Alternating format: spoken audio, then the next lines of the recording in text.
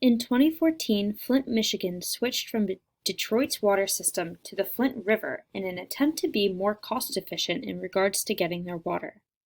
However, residents began developing rashes, losing hair, and generally falling ill.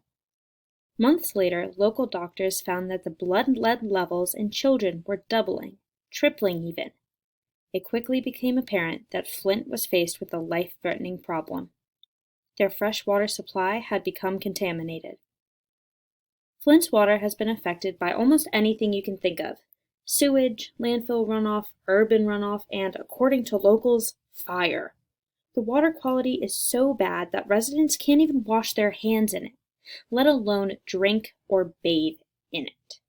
Flint provides one of the clearest examples of the world's freshwater crisis. If the crisis isn't mitigated in some way, if local officials don't enact change and show care for their residents, the town may simply no longer stand. At the end of the day, Flint has already shown us what we thought was the peak of the freshwater crisis. But the crisis continues, year after year, and grows worse with each passing day. As soil erodes, sewage and landfill waste leaks into the water, and the community is left to suffer if they can't afford the necessary constant influx of bottled water. Climate change has played a hand in this portion of the Flint water crisis, as temperature and chemical changes lead soil to erode and land to simply begin to fall away, exposing the water to increasing amounts of chemicals.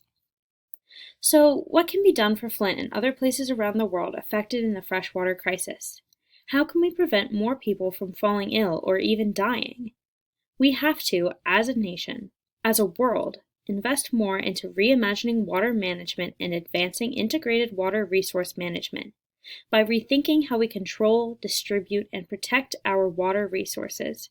Towns like Flint might just have a chance of bouncing back.